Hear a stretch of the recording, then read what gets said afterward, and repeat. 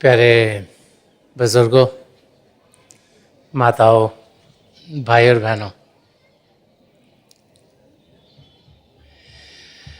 हर रोज़ जब हम सुबह उठते हैं तो हमारी यही कोशिश होती है कि हमारे लिए चीज़ें अच्छी से अच्छी हों। उठते सार इंसान यही प्रार्थना करता है कि उसका दिन प्रेम से गुजरे, उसके अंग संग खुशियाँ ही खुशियाँ हों और तकलीफ़ें उससे दूर हों। जब हम बैठते हैं, चाहे घर में खाना खाने के लिए बैठें, चाहे किसी से घर में बातचीत करने के लिए बैठें, या हम तैयारी करते हैं काम पर जाने की, तो हम देखते हैं कि उठते सार ही हमें बहुत से डिसीजन मेक करने पड़ते हैं। किसी से बातचीत करते हैं, सोचते हैं कि ये काम ऐसे करें कि ऐसे करें। अगर कुछ खाना पीना है तो सोचते हैं कि आज डबल रोटी टोस्ट खाएं कि आज हम परोंठे खाएं कि क्या खाएं। कोई ना कोई डिसीजन मेक करते हैं। फिर जैसे जैसे काम की ओर बढ़ते हैं तो हम देखते हैं जैसे जैसे हमारी इंटरैक्शन बढ़ती चली जाती है तो बहुत से डिसीजंस हम सबको लेने पड़ते हैं। जब कोई भी चीज़ हम सोचते हैं कि हम ऐसे करें, उसके बाद में फिर हम सोचना शुरू करते हैं कि हमने ये ठीक करा कि गलत किया। और जितना समय हमारा उस चीज़ को करने में नहीं लगता, उससे ज़्यादा समय सोच विचार में गुजर जाता है कि ऐसे करते तो ऐसे होता और वैसे करते तो ऐसे होता। और हम देखते हैं कि हमारी ज़िंदगी में हलचल बढ़ती चली जा रही है और ज़्यादातर लगता ये है कि जो हमने किया वो शायद गलत था। ये मन की एक चाल है ताकि जो हमारा सबसे कीमती जो कैपिटल है, जो पिता परमेश्वर ने हमें दिया है, वो बर्बाद हो। मन नहीं चाहता कि जो समय हमें मिला है इस शरीर के अंदर उसमें हम असलियत को जानें। तो सोच विचार के लिहाज से वो हमें ऐसे चक्कर में डालता है कि बस सोचते रहते हैं, हो ये नहीं करा ऐसे करना था, ये नहीं करा ऐसे करना था। तो एक वाक़या है जो समझाता है कि इंसान की ज़िंदगी में जब उसकी ज़िंदगी चल रही है किस किस्म से ज़्यादा लोग जीते हैं। एक नौजवान था, अमेरिका में रहता था, उसका नाम था डेव। उसको एक दिन चिट्ठी आई कि तुम्हारे एक अंकल की डेथ हो गई है और $5 मिलियन उन्होंने तुम्हें इनहेरिटेंस के लिए छोड़ दिए। तो उसको पहले तो थोड़ा दुख हुआ कि मेरे अंकल की डेथ हो गई, फिर बड़ी खुशी हुई कि $5 मिलियन वो मेरे लिए छोड़ गए हैं। तो जब उसने चिट्ठी पढ़ी तो उसके नीचे लिखा था कि इनहेरिटेंस लेने के लिए तुम्हें या तो ब्राज़ील, एक कंट्री है, या ब्राज़ील में जाना पड़ेगा या चिली में जाना पड़ेगा, और दोनों साउथ अमेरिका में है। जो स्पेनिश बैकग्राउंड के उसकी फैमिली थी। तो उन्होंने लिखा कि हमें बताओ कि आप कौन सी कंट्री में जाकर ये इनहेरिटेंस लोगे। ने बड़ा सोचा, उन्होंने कहा मैं चिली में जाकर लूँगा। उसने हवाई जहाज़ का टिकट खरीदा और चिली में पहुंच गया। जब चिली में पहुंचा, लैंड करा, तो वहाँ जाकर उसे मालूम हुआ कि जो इनहेरिटेंस मिलनी है ये लैंड में मिलेगी, ज़मीन मिलेगी उसको। तो जो पता कर रहा था कि ज़मीन पे यहाँ पे उगता क्या है, तो उसे पता लगा कि यहाँ पर तो चिली में या तो जिस ज़मीन उसको मिल सकती थी उस पर या तो कॉफ़ी उगती है या नट्स होते हैं, हर किस्म के नट्स। तो उसने सोचा अगर ब्राज़ील जाता तो क्या मेरे को मिलता। तो कहा ब्राज़ील जाता तो तेरे को वो ज़मीन मिलनी थी जहाँ पे सोना और चांदी मिलता। ओहो, ये तो गलत सीन हो गया मेरे से। सोचने लगा क्या करूं। सोचा कॉफ़ी तो रोज लोग पीते हैं, बहुत सारे नट्स खरीदता हूँ जहाँ पर बादाम होंगे और पिस्ते होंगे, नट्स, महंगी चीज़ें, कॉफ़ी तो हर एक आदमी पीता है, सत्य नट्स खरीदता हूँ। तो ये डिसाइडेड कि भाई जो वो लैंड में लूंगा जिस पे नट्स उगते हैं। उनका ठीक है, उसको ज़मीन दे दी। नेक्स्ट डे नट्स की मार्केट डाउन चली गई, वैल्यू द नट्स नीचे जाने शुरू हो गए और हालत ऐसी ख़राब हो गई कि उस लैंड की वैल्यू कम होती गई, कम होती, कम होती, क्योंकि कहानी इसमें बताया जाता है वैल्यू ज़ीरो हो गई। जब उसकी वैल्यू ज़ीरो हो गई तो उसका मेरी सारी इनहेरिटेंस तो यहाँ पे ख़त्म हो गई। तब उसने सोचा अब मैं क्या करूँ, इससे अच्छा मैं वापस घर में जाता हूँ। तो उसको लगा अब मैं घर कैसे जाऊँ, मेरे पास तो कोई पैसे नहीं है। तो गोल्ड वॉच थी, उसने वो बेची, पैसे इकट्ठे करे, एयरलाइंस से पता कराया कौन सी फ्लाइट जाती हैं। पता लगा कि 2 फ्लाइट जाती हैं वहाँ से, एक न्यूयॉर्क और एक बॉस्टन। तो बड़ा सोचने का, न्यूयॉर्क तो बड़ी भीड़ होती है, इतने लोग न्यूयॉर्क जाते हैं, न्यूयॉर्क को छोड़ो बॉस्टन की फ्लाइट में जाता हूँ, रोला कम होगा, आराम से जाऊँगा, अच्छा रहेगा। बॉस्टन की टिकट खरीद ली। अब बॉस्टन की टिकट खरीद ली, एयरपोर्ट पे गया तो एयरपोर्ट पे आजकल 2-3 घंटे पहले जाना पड़ता है। तो जब वो एयरपोर्ट पे गया तो जहाँ पर उसका गेट था वहाँ पे बैठा था, सारा उसने चेक इन करा के वहाँ पहुँच गया। तो देखा विंडोज़ होती हैं, वहाँ से बाहर देख सकते हो कौन सा प्लेन आ रहा है। तो कहा साथ में बहुत बढ़िया एकदम जंबो जेट नया नया आया हुआ। और जो साथ वाला गेट था वहाँ पर उन्होंने बड़ा रेड कार्पेट ट्रीटमेंट और उनको खाना भी खिला रहे हैं, बड़ा गेट पे अच्छे। उन्हें पता ये कौन सी फ्लाइट है, ये फ्लाइट न्यूयॉर्क जा रही है। उन्होंने कहा चलो ये तो बड़ा अच्छा है, ये तो एयरपोर्ट बहुत अच्छा है कि यहाँ पे प्लेन भी बड़े बढ़िया आते हैं, खाना भी खिलाते हैं, चीज़ें भी बढ़िया मिल रही हैं। तो जब वो प्लेन उड़ गया तो इसका प्लेन है छोटा सा टूटा सा प्रोपेलर प्लेन, पुराना पुराना, हवाई जहाज आ गया, उन्होंने वहाँ पे लगा दिया उसके लिए। ना कोई खाना पूछ रहा है ना कुछ हो रहा है। तो उसने कहा कि उस प्लेन में बड़ा खाना मिल रहा था, हमको क्यों नहीं खिला रहे हो। तो क्या वो तो उसकी पहली आज वॉइस थी और मेडन वॉइस थी, क्योंकि पहली बार ये जंबो जेट यहाँ से उड़ रहा है, इस करके उसके लिए जो भी पैसेंजर था उसको एज अ VVVIP ट्रीट किया जा रहा है। जब प्लेन के अंदर गया तो देखा पुरानी पुरानी सीटें, किसी से बदबू आ रही है, किसी कुछ आ रही है, और प्लेन भी ऐसा था, भीड़ इतनी ज़्यादा कि लग रहा था कि चिली से सब लोग माइग्रेट अमेरिका कर रहे हैं। कोई अपनी बकरी भी ले आया प्लेन के अंदर, कोई और भी ले आया।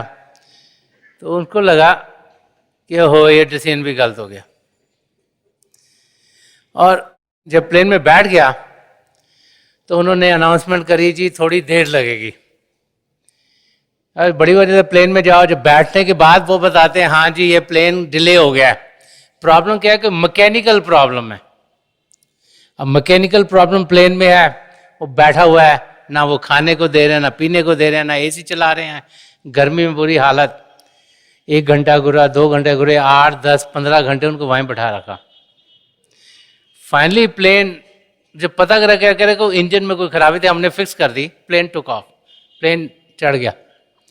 अब प्लेन उड़ रहा था, 1-2 घंटे उड़ा, खड़ खड़ खड़ खड़ खड़ बड़ी जोर से आवाज आई। अब क्या हो गया प्लेन के साथ। तो कहा जी प्लेन का इंजन एक खराब हो गया। इंजन कितने हैं? 4 हैं। कहते नहीं 2 ही इंजन है। वो सोचने लगा, कह रहा था मेरी किस्मत खराब है, मैं जो भी डिसीजन लेता हूँ गलत ही होता है। तो उन्होंने सोचा प्लेन में इतने लोग बैठे हुए हैं, अब मैं क्योंकि बैठा हूँ इस करके मैं जिंक्स हूँ, मैंने सारे सबकी हालत खराब कर दी। तो उसको लगा कि मैं पायलट के पास जाऊं। वो पायलट के पास पहुंचा और पायलट को कहता देखो मेरे करके खराबी हो रही है, क्या कि मेरे को पैराशूट दे दो ताकि मेरे को प्लेन से निकाल दो, तो इन सब का काम ठीक रहेगा। मैं ही बैठा हुआ ना तो आपका प्लेन गिर जाएगा कहीं पे, सब मर जाएंगे। तो पायलट को उसने अपनी आराम कहानी सुनाई। तो पायलट भी सोचने लग पड़ा कि क्या करूं। उसने कहा ठीक है हम तेरे को पैराशूट दे देते हैं कि भाई तू प्लेन से टेक ऑफ कर। वो कहता है क्योंकि तू अकेला जा रहा है, हमारी पॉलिसी कि हम तेरे को 2 पैराशूट देंगे, क्योंकि अगर एक नहीं चला तो दूसरा चल पड़ेगा। तो उसको 2 पैराशूट दे दिए उन्होंने। क्यों कहते हैं हम कभी कभी ये इस्तेमाल करे, बड़े साल हो गए हैं, पता नहीं क्या होता है, तो 2 ले जा दूँ। तो 2 पैराशूट दे दिए, उसका हवाई जहाज से धक्का मारा, गिर गया। एक की स्ट्रिंग खोली तो हाथ में ही आ गई। लगा अब मैं क्या करूं, दूसरी को खींच गई, बस जैसे कि जंग लगा वो भी ये टूट गई, बड़ी तेजी से नीचे गुजर रहा है। तो क्योंकि अमेरिका से आया था, उसको इंग्लिश आती, हिंदी आती नहीं थी, तो उसके मुंह से निकला लॉर्ड प्लीज हेल्प मी, कि हे परमात्मा मुझे आके मदद करो। तो एकदम से एक हाथ आया, उसने उसको पकड़ लिया, तो वो हवा में लटका हुआ है, हाथ ने संभाल लिया। तो ऊपर से आवाज आई कि do you want Lord God और यू वांट लॉर्ड माउंटबेटन, कि तुम्हारे को परमात्मा, जिसको हम परमात्मा चाहते वो चाहिए कि एक और लॉर्ड माउंटबेटन था वो चाहिए। तो डिसीजन जिंदगी में इंसान को मेक करने पड़ जाते हैं, और बहुत सी बारी हम सोचते हैं कि हमने डिसीजन गलत किया, और फिर हम उसके बारे में सोचते रहते हैं और अपना टाइम बर्बाद कर देते हैं। तो महापुरुष हमें क्या समझाते हैं कि हमें जिंदगी में बहुत से डिसीजन मेक करने पड़े। रोजाना कई हजारों डिसीजन हम लोग मेक करते हैं। हम सोच समझ के एक बारी जब डिसीजन मेक कर लें तो फिर ये ना सोचें कि इसका असर अच्छा है, इसका बुरा है, ये क्या करेगा। और क्योंकि हम लोग जो रूहानियत के रास्ते पर बढ़ रहे हैं, हम बड़े खुशकिस्मत हैं कि हजूर बाबा सावन सिंह जी महाराज, परम संत कृपाल सिंह जी महाराज, दयालपुर संत दर्शन सिंह जी महाराज की मदद हमारे अंग संग हर समय रहती है। वो हमें सहारा देते हैं। हम ये भूल जाते हैं कि ऊंच नीच जिंदगी का हिस्सा है, तकलीफें आती जाती रहती हैं। हम भूल जाते हैं कि कर्म हम सबके साथ जुड़े हुए हैं, उन कर्मों को हमने काटना है। अगर हम अपनी जिंदगी को देखें तो हम देखेंगे कि कई डिसीजन हमने मेक किए होंगे जो उस समय शायद हमें लगा होगा ठीक नहीं, 8, 10, 15 साल के बाद लगता है ये हमने सही किया था, या हमारे साथ जो हुआ वो सही था। और इसीलिए किसी चीज़ के बारे में सोचना, वो सोचते रहना कि ये नहीं होता तो वो हो जाता, ये नहीं होता तो वो हो जाता, वो मन का एक धोखा है। जो हमारा जो समय है, जो सबसे कीमती कैपिटल है, जो कि हम पिता परमेश्वर को पाने के लिए लगा सकते हैं, उसको स्नैच कर लेता है, वो हमसे ले लेता है, उसको गवा देता है। हमारा कर्तव्य इस धरती पर आने का ये है कि हम सच्चाई को जानें, हम पिता परमेश्वर में यकीन करें। हर पल हर समय हमें हर किस्म की मदद मिलती है जो हमें चाहिए। ये ना सोचें कि खराबी हमारी ज़िंदगी में हो रही है, ये जानें कि तकलीफ़ें आएंगी लेकिन गुजर जाएंगी। जैसे गुरबानी में आया, तेरा भाना मीठा लागे। इतना विश्वास अपने सद्गुरु और पिता परमेश्वर में हो कि हम जाने कि जो जो चीज़ हमारे लिए जब जब बेहतर है वो हमारी ज़िंदगी में ज़रूर होगी। और जो भाई बहन इस तरीके से जीते हैं वो अपनी मंजिल की ओर तेज़ी से बढ़ते हैं। जब महापुरुषों की ज़िंदगी को देखते हैं तो उनका अटल विश्वास अपने सद्गुरु और पिता परमेश्वर में था। संत कृपाल सिंह जी महाराज की ज़िंदगी का वाक़या है कि एक बार उनके बड़े लड़के संत दर्शन सिंह जी महाराज जब छोटे थे तो बहुत बीमार हो गए। तो बीमार इतने हो गए कि डॉक्टर उस टाइम पर जो उनको देखने आए, उन्होंने संत कृपाल सिंह जी महाराज से यही कहा कि लगता नहीं कि बचेंगे, ये इन थोड़े दिन के लिए खाली जिएंगे, कि तबीयत बहुत ख़राब थी उनकी। जिस दिन उन्हें मालूम हुआ उसी दिन संत कृपाल सिंह जी महाराज की ड्यूटी हजूर बाबा सावन सिंह जी महाराज ने पहले से लगाई थी सत्संग करने की। तो उस दिन सत्संग करने का था जहाँ पर उन्हें जाना था। तो ये डिसीजन मेक करना था कि भाई लड़का जो बीमार है, जो शायद 2-4 दिन जिए के बाद रहे ना रहे, डॉक्टर ने जवाब दे दिया था कि उसके पास बैठे कि कोई ना कोई तो होना चाहिए कि सत्संग पर जाएं। उन्होंने कुछ देर लगाई नहीं डिसीजन मेक करने में, और क्योंकि उनकी ड्यूटी लगी थी, यही सोचा कि मेरे सदगुरु का आदेश है कि मैं सत्संग करने जाऊं, तो वो सत्संग करने चले गए। जब सत्संग खत्म किया तो जहाँ सत्संग कर रहे थे, जब घर आने लगे तो एकदम ख्याल आया कि हजूर बाबा सावन सिंह जी महाराज का डेरा तो पास में ही है, कि चलो मैं हजूर के दर्शन करता चला जाऊं। तो वो डेरे में हजूर के दर्शन करने चले गए। जब हजूर बाबा सावन सिंह जी महाराज को उन्होंने देखा तो हजूर बाबा सावन सिंह जी महाराज मायूस लग रहे थे। तो संत कृपाल सिंह जी महाराज ने पूछा कि महाराज आप मायूस क्यों लग रहे हो? तो उन्होंने कहा कि सारा बर्डन तो अपना तो मेरे कंधों पे छोड़ गए हो। तो संत कृपाल सिंह जी महाराज को यह अनुभव हुआ कि हजूर सब कुछ जानते, उन्हें मालूम था कि संत दर्शन सिंह जी महाराज की तबीयत ठीक नहीं है, और जैसे कि होना था संत दर्शन सिंह जी महाराज कई साल उसके बाद शारीरिक रूप में हम सबके साथ रहे। और आपको मालूम है कि कितना और बोझ उनके कंधों पर इन महापुरुषों ने डाला, और कितने प्यार से और सही तरीके से वो हम सबको प्रभु की ओर लगाते चले गए।